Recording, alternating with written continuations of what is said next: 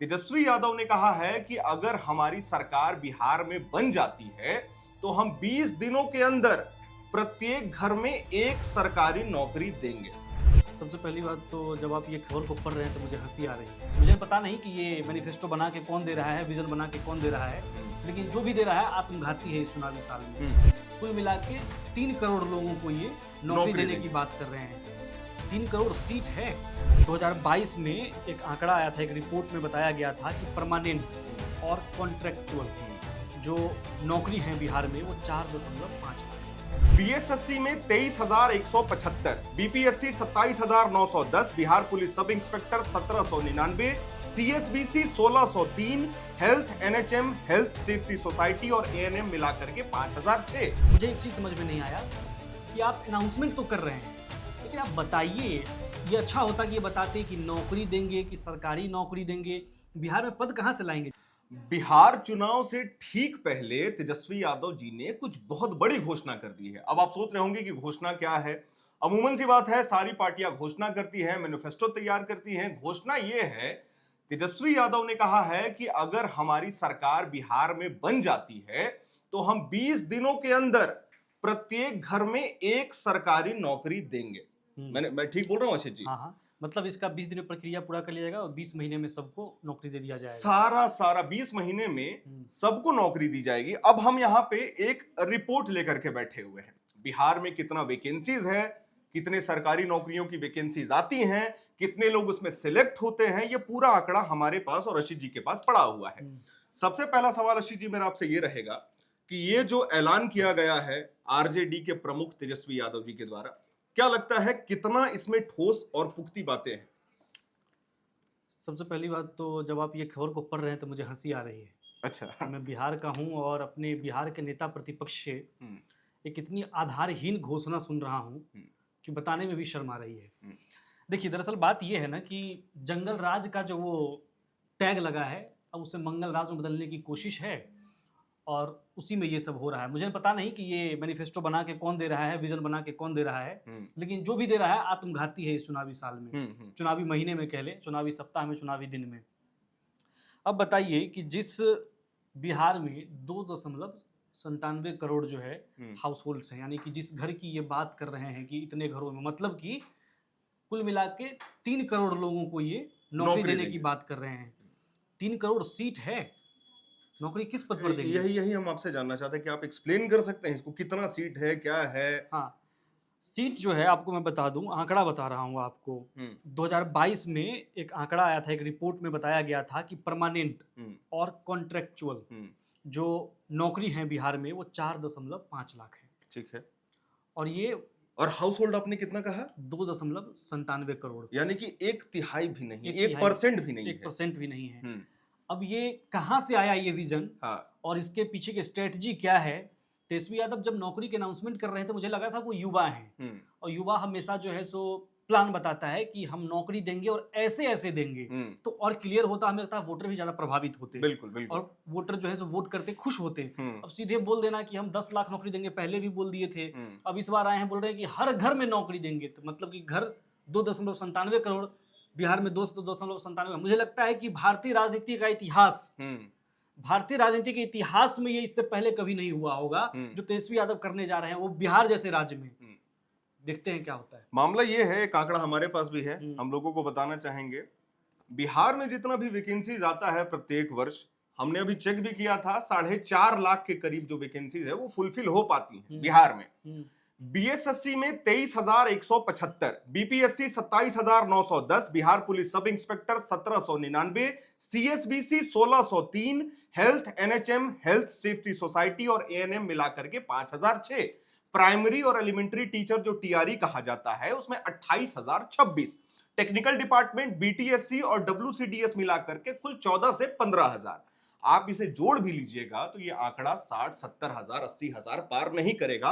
और उसमें भी आपको पता है कभी कभी टीआरई को लेकर के विरोध प्रदर्शन हो रहा था, हमेशा। तो मैं ये बात आपसे जानना चाहता हूं कि जब मैनिफेस्टो का ऐलान होता है, अगर वो ये कहते कि ठीक है हम नौकरी प्रोड्यूस करेंगे, जनरेट करेंगे, लेकिन उन्होंने तो स्पष्ट कह दिया कि हम सरकारी नौकरी देंगे। अब वही तो मैं कह रहा हूँ कि ये तो आत्मघाती है चुनावी साल में, चुनावी समय में। अब हर्षित एक चीज बताइए, मतलब मुझे एक चीज समझ में नहीं आया कि आप अनाउंसमेंट तो कर रहे हैं, लेकिन आप बताइए, ये अच्छा होता कि ये बताते कि नौकरी देंगे, कि सरकारी नौकरी देंगे। बिहार में पद कहाँ से लाएंगे? उन्होंने स्पष्ट लिखा है कि सरकारी नौकरी देंगे। वही चीज बोल रहा हूँ, उन्हें स्पष्ट करना चाहिए था। सरकारी नौकरी उन्होंने स्पष्ट कर दिया। उन्हें अब ये स्पष्ट करना चाहिए था कि कहाँ से लाएंगे, पद क्रिएट करेंगे क्या? कौन सा क्रिएट करेंगे? दूसरी चीज मैं बोल लूं, आप जितनी भी ये नौकरी बताएं, मैं कहता हूं बिहार में कोई भी सरकार बन जाओ भाई, आप इतने ही काम कर दो ना, जो पहले से पद क्रिएट हैं उसी को भर दो। वो तो इन लोगों से हो नहीं रहा है। 10 लाख नौकरी का वादा किया था, ये कहते हैं कि मैं पहले कलम से दे दिया था, लेकिन हकीकत ये है, किसी से द्वेष नहीं है, किसी का विरोध नहीं है, लेकिन एक पत्रकार के नाते बताना जरूरी है ना कि हकीकत क्या है, जमीनी सच्चाई क्या है। जमीनी सच्चाई क्या है। जब प्रधानमंत्री मोदी जी ने कहा था पकौड़ा तलना एक रोजगार है, जो बातें मीम चली, लोगों ने खिंचाई की ना, कितनी खिंचाई की, होना भी चाहिए था। बिल्कुल बिल्कुल 2 करोड़ रोजगार की बात की थी। आज भी हम लोग घेरते हैं ना कि 2 करोड़ प्रत्येक वर्ष की बात हुई थी, रोजगार की बात घेरते हैं। अब तेजस्वी यादव जो घेरते थे, अब वो खुद एक युवा आदमी ये बोले, तो फिर तेजस्वी यादव युवा हैं, युवा सोच रखते हैं। राहुल गांधी से ज्यादा तो युवा कह ही सकते हैं, क्या कहा जा सकता है। बिल्कुल, आप खुद बिहार से आते हैं, बिहार को आपने करीबी से देखा है। पलायन होता है प्रतिवर्ष, पलायन की संख्या बिहार में जान रहे हैं, और सबसे बड़ा कारण है रोजगार, जिसको लेकर के बहुत सारी पार्टियां काम कर रही है। हम बस एक सवाल आपसे जानना चाहते हैं, ये बड़ा इंटेलेक्ट क्वेश्चन है जो मेरे मन में बहुत समय से था, मैं जानना चाह रहा था। आपने जो आंकड़ा बताया 2.97 करोड़ हाउस होल्ड यानी कि घर हैं बिहार में उपस्थित, ठीक है। मैंने एक आंकड़ा दिया जिसमें यह कहा गया कि 60-70 हजार लाख लगभग नौकरी वैकेंसीज आती है और प्रत्येक वर्ष का। मैं बस आपसे यह जानना चाह रहा था कि क्या सच में अभी भी जितना भी मैनिफेस्टो अलग अलग पार्टियां बना रही हैं, क्योंकि चुनाव के डेट अनाउंस हो चुके हैं, क्या सच में राज्य सरकार के पास ये ताकत है कि वो सरकारी नौकरी प्रोड्यूस कर सकती है? देखिए, मैं राज्य सरकार ताकत है, इच्छा शक्ति की कमी है। मैं कहता हूं कि आप यार झूठा वादा मत करो कि मैं ये कर दूंगा, मैं वो कर दूंगा। आप यही कह दो ना कि जितनी भी वैकेंसी है, जितनी भी सीट है वो खाली नहीं रहेंगी, मैं इतना ही कर दूंगा। मैं एक बिहारी होने के नाते, पत्रकारवाद में एक नागरिक हूं, एक राज्य का, एक जिले का, एक विधानसभा का, तो मतलब मुझे बताने में ये शर्म आती है, मुझे मतलब बुरा लगता है ये चीज। मतलब सोचिए ना कि ये जनता के साथ मजाक ही तो है यार, कि मजाक कर दिए आप, कि लोगों को पता ही नहीं है, मतलब बिहार वासियों का इतना आप मतलब मूर्ख समझते हैं कि आपने कह दिया कि हम इतना करोड़ नौकरी देंगे। कोई आएगा कह देगा कि हम 7 करोड़ लोगों को नौकरी दे देंगे, 7 करोड़ वोटर हैं, 7 करोड़ लोगों को हम नौकरी दे देंगे जी। क्या चल रहा है, संदेश क्या जाएगा बिहार? लोग कहते हैं कि बाहर बिहारियों को गाली दी जाती है, जब हमारे यहाँ के नेता इस तरह से आधारहीन, मैं आधारहीन इसलिए कह रहा हूं क्योंकि अभी तक उन्होंने बताया नहीं ना, बता देते तो चर्चा ही नहीं होती। बिल्कुल, हाँ। बता देते कि सरकारी नौकरी इतने इतने पद है, इतने लोगों को भरेंगे, सीधे मतलब बोल दिया कि हर घर में नौकरी देंगे। कहां से देंगे? है शायद हमें लगता है कि 50 साल का कार्यकाल पूरा करना पड़ेगा, उन्होंने जो आंकड़ा दिया है 50 साल लग जाएंगे शायद, तब भी ये आंकड़ा पूरा नहीं हो पाएगा जो स्थिति है, क्योंकि आबादी हर साल निरंतर बढ़ती जा रही है बिहार की। खैर, इससे परे एक और प्रश्न मैं आपसे जानना चाहूंगा मैनिफेस्टो को लेकर के। अभी बहुत सारी पार्टी मैनिफेस्टो रिलीज करने भी वाली है और अलग अलग प्लान्स हैं। कुछ लोग कह रहे हैं कि हम पैसा देने वाले हैं, कुछ लोग ये कह रहे हैं कि हम पलायन रोकेंगे, कुछ लोग कह रहे हैं कि हम रोजगार प्रोड्यूस करेंगे। अभी सबसे जरूरी चीज बिहार में आपको लगता है क्या होनी चाहिए जो बिहारियों को सच में आगे बढ़ाने में मदद करे? मैनिफेस्टो के हिसाब से मैं आपसे पूछ रहा हूँ। ठीक, देखिए सबसे बड़ी बात है बिहार में जो है पलायन को रोकना।